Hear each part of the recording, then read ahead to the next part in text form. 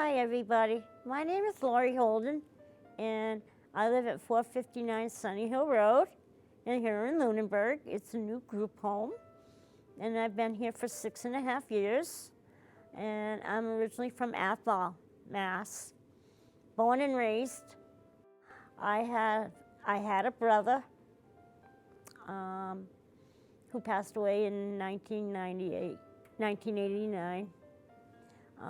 He was a wonderful guy. He used to be a chef for the Tavern on the Green up in Hyde Park, New York.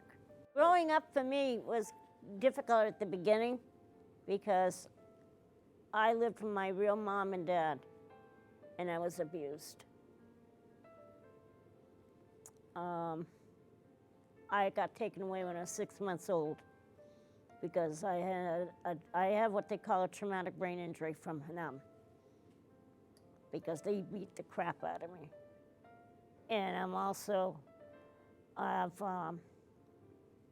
alcohol. I was born with alcohol and drugs in my body because my mom drank herself.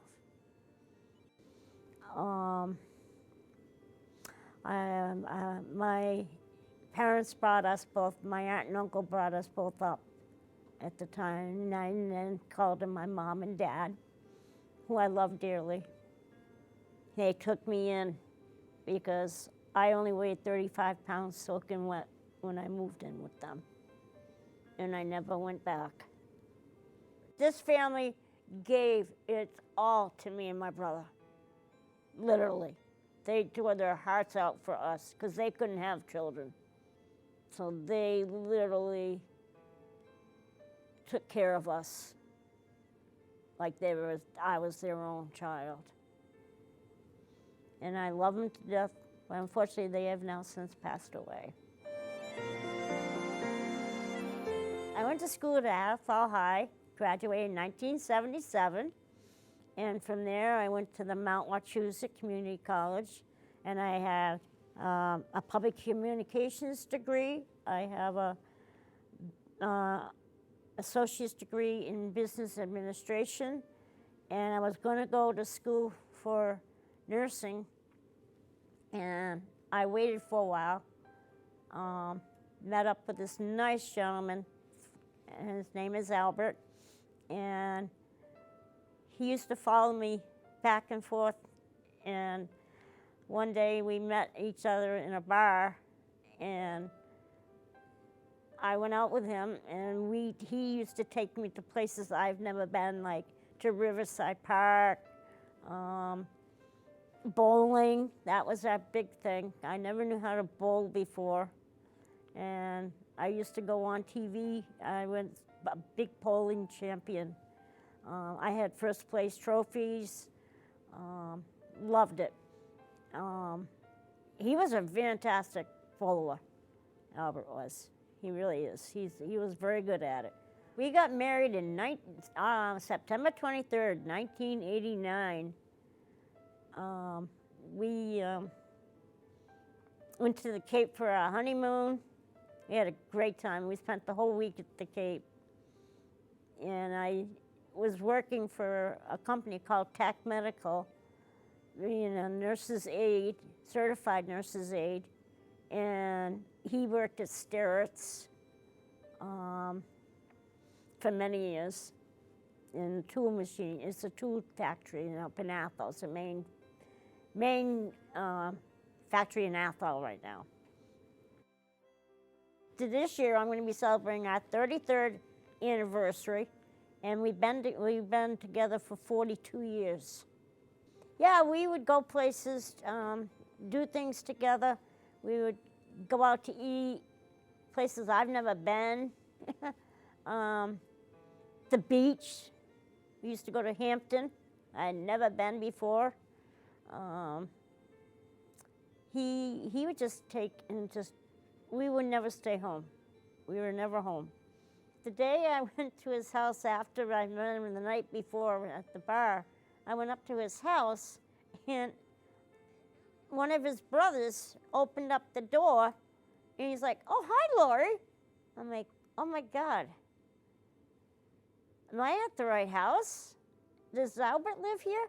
And he would yell down, I'm right, I'll be down in a minute. And everybody's like, oh, now you're the girl he's been talking about all morning long. He was going for a road race that morning for the YMCA. And I met the whole family. And I knew then that we were going to be together forever. And we did. We are. And it's been one of the best things that ever happened to me my whole life, is to have his family by my side. I have 2 daughters now. I have an older daughter, and her name is Jennifer.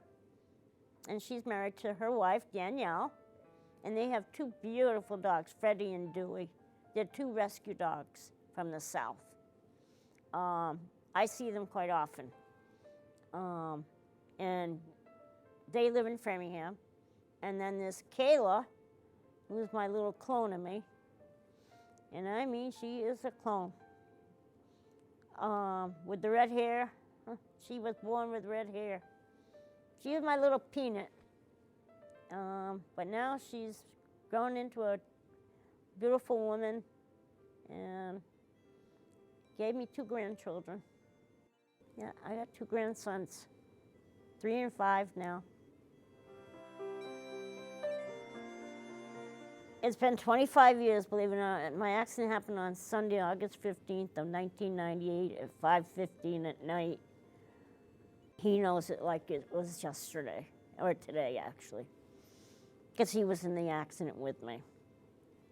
He literally we dropped off my oldest daughter, Jennifer, to her grandparents, my mom and dad's house, and then we dropped Kayla off just down the road to his parents' house in Athol, and we were going to go bowling. I was driving, minding my own business, dropped Kayla off, bye Kayla, and went down the street and got hit. And I don't think it was 1,000 feet down the road. And this girl came flying at us. And she hit me. I never knew it hit me because my neck broke right there in the accident. My husband said he never heard something snap so hard. And he knew I hit my shoulder on the door casing because I got slid this way. I had my seatbelt on, thank God, because otherwise I would have been dead. No, I wasn't anyhow, but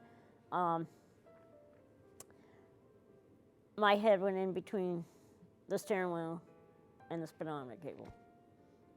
After she hit us, she took off. She drove off, and the car died in front of the Catholic Church on School Street in Athol. She was only 16 and a half years old. And she literally was jumping for joy because she was drunk and had drugs. She was high off from something besides alcohol. And all they did was slapped her on the hand.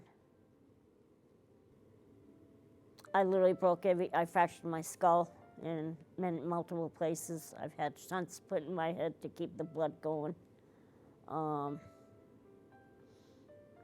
lost all my teeth in my fit mouth. I literally broke all the bones in my body. I have a plate in the front of my neck. I have a plate in the back of my neck. I have plates in both shoulders. And I have a plate in my knee. And I have a plate in my left wrist. Yeah, my insurance company took care of me. But my dream got shattered for being a nurse. That was my dream. In 98, that was my dream. To be a nurse in 98 in December. And it got shattered. My whole life was shattered after that because I couldn't take care of my daughters. My husband was not going to let them go in foster homes. My daughters Kayla was 7 months old. She went with my mother-in-law, my husband, and her grandfather. my father-in-law. Jennifer went with my folks. And they were literally brought up by grandparents and my husband.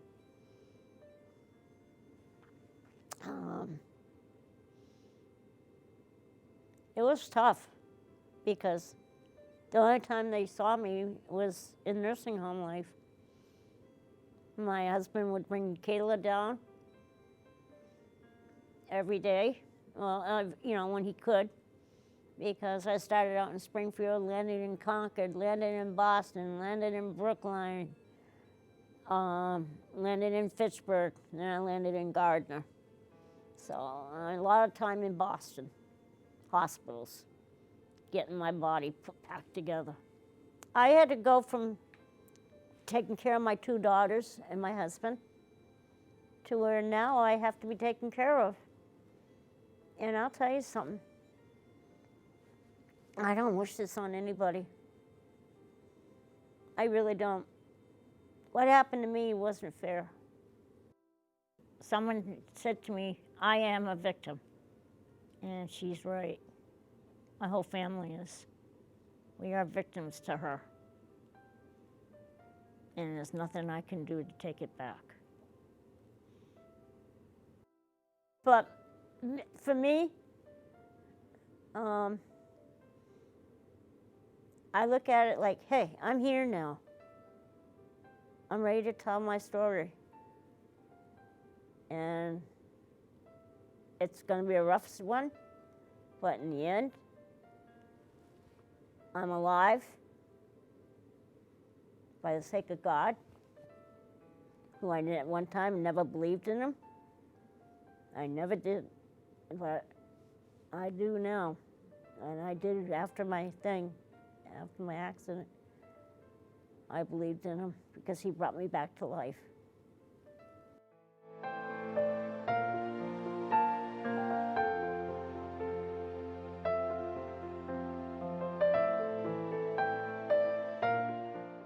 But living in nursing home life was not a joy for me.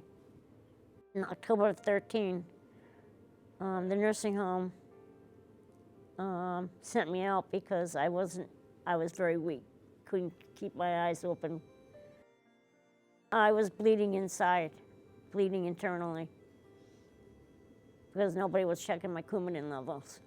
And my daughter gets a phone call. Jennifer, you gotta come home. Your mom's not, they don't think she's gonna make it. So my family came in. I don't know who came. I don't think Jennifer made it because she had school. But that was fine, I understood. But at the time, I didn't know what was going on. They didn't know if I was gonna make it through the night. So my husband, my mother-in-law, and my mom showed up. Because when I came to at 5 o'clock that next morning, they were like, okay, she's gonna make it, but maybe not. So they rushed me out to UMass Memorial. UMass Medical, excuse me. And they told, and Jennifer then knew that she had to step up and take care of me because my folks couldn't because they were up in age. I scared the heck out of everybody back in 13. It was like, oh God, here we go again. I'm gonna lose my mom. And I had 6 bouts of it again. By the time 15 was over with, I started getting better. My body started healing up better.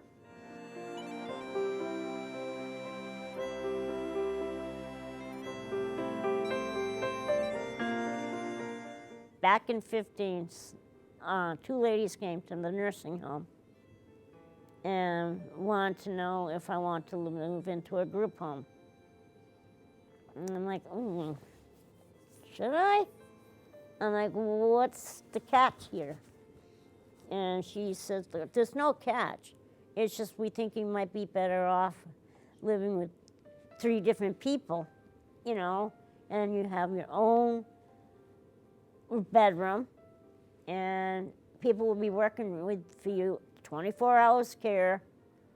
You'll get more one-on-one care with them than you would be in here. So I talked with my family. Well, my mom and dad, my mom was kind of like, nah, stay here at the nursing home, you're safer here. And I'm like, no, I can't do this. No. So I talked to my daughters, and they're like, let's get out of here. So I said, okay. I told the ladies, I'm moving out. And July 16th of 2016, my daughter Jennifer came and said, hey, Mom, what's today? And I'm like, this is moving day, I'm out of here. And I never went back. And they told the nursing home, said, oh, she'll be back in 3 months. She'll be back. Nope. I went back to volunteer, but that was it. You know, it's funny. Being in this home, I have gotten to better myself. I've grown up more. And getting myself out into the public more, which is what I needed. Because I'm the type that cannot sit still. I have to socialize. I have to be with people. And I have a story to tell. And this is my story. And I'm sticking with it. A couple of years ago, 3 years now ago, the Worcester Red Sox reached out to my house manager, wanted to know if she knew anybody in their house that likes baseball. And she's like, yes, we have an avid baseball player here, loves it. And so she came in, Beth came in and asked me, she says, hey, Lori, how would you like to volunteer for Worcester Red Sox, the Woo Sox? I'm like, what? Doing what? Selling the 50-50 raffle tickets. I'm like, okay, when do you guys start? I started that Sunday. And last year, it was the first time I was able to get paid. And I've been throwing out the first pitch for the last 2 years. Yep, and last year I stood up for the first time and did it. First time in 24 years, I finally got a paycheck, and I'm like, oh my God, I got paid. I'm like, woo! Yep, and I treated them to their very first Woo Sox game. And we all got to see the fireworks. I hadn't seen fireworks at that point in 24 years, so it felt so nice to be able to sit and watch the fireworks with my husband and my mother-in-law, Pat. Yeah, oh, they're in their glory. She's also handicapped, and my husband has a hard time getting around. But they helped my mother-in-law get into the stadium and put her in a nice, comfortable place to sit with my husband. Well, I worked a little bit, and then I cut it off, and I went and spent time with the rest of the night with my husband and my mother-in-law. Best night of my life.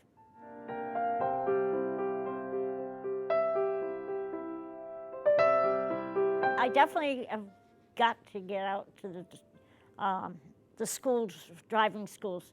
I did one in West Boylston for 2 years, up until COVID hit. I would talk to about 30, 40 kids, sometimes 80 students, and I would tell them what happened to me. And I would say to them, I'm like, you know, be smart, don't drink and drive, do not text, because you're distracted by texting and you're not watching the road. You've got your hands on your phone and you're not driving properly, and you're not watching. I would say also too that